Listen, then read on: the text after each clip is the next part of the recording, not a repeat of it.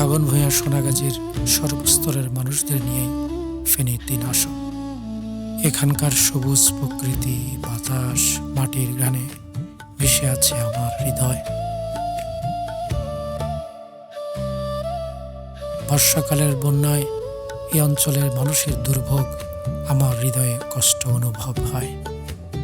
এই অঞ্চলের মানুষের জন্য প্রয়োজন দ্রুততম সময়ে কাজিরহাট সুইচ গেট ও মুসাপুর ক্লোজার পুনর্নির্মাণ, যাতে করে এই অঞ্চলের যাতায়াত ব্যবস্থা আরও উন্নত হবে। এই অঞ্চলের মানুষগুলোর মাথা গোঁজার সম্বল হারানোর আর্তনাদ কষ্ট দীর্ঘদিনের। তাই অঞ্চলের সাহেবের ঘাট, মিয়াজির ঘাট, বদরপুরের নদী ভাঙ্গন রোধে প্রয়োজনীয় ব্যবস্থা নেওয়াটা এখন সময়ের দাবি মাত্র। আজকের শিশু আগামী দিনের ভবিষ্যৎ। দীর্ঘদিন ধরে এই জেলেপাড়ার শিশুরা মৌলিক অধিকার থেকে বঞ্চিত। সংস্কার, স্থায়ী আবাসন, এই শিশুদের সুশিক্ষা নিশ্চিতে প্রয়োজনীয় ব্যবস্থা গ্রহণ কতখানি গুরুত্বপূর্ণ একমাত্র তারাই বলতে পারে। এই শিশুরাই আগামীতে রাষ্ট্র গঠনে, শিক্ষা, চিকিৎসা খাতে অগ্রণী ভূমিকা পালন করবে।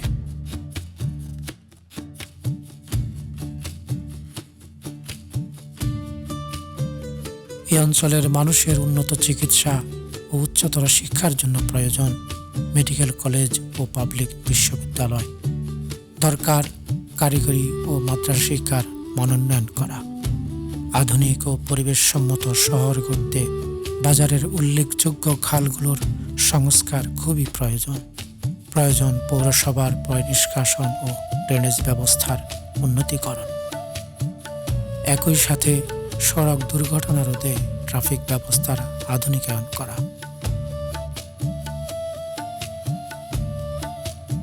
দীর্ঘদিন ধরে গ্যাস সেবা থেকে বঞ্চিত এই অঞ্চলের সর্বত্র গ্যাসের ব্যবস্থা করা। স্বাস্থ্যসেবার মানোন্নয়নে দাগনভূঞা ও সোনাগাজী সদর হাসপাতালগুলোতে চিকিৎসক, শয্যা সংখ্যা বৃদ্ধি, চিকিৎসা সেবার আধুনিকায়ন, সেবার মান বৃদ্ধি এবং ইউনিয়ন ভিত্তিক কমিউনিটি ক্লিনিকগুলোকে কার্যকর করাটাও খুবই গুরুত্বপূর্ণ। মাদক সমাজের ব্যাধি। শুধু মাদক নয়, চাঁদাবাজি, সন্ত্রাস বন্ধ করে সোনাগাজী ও দাগনভূঞাকে শান্তি ও সমৃদ্ধির জনপদ হিসাবে গড়ে তুলতে হবে।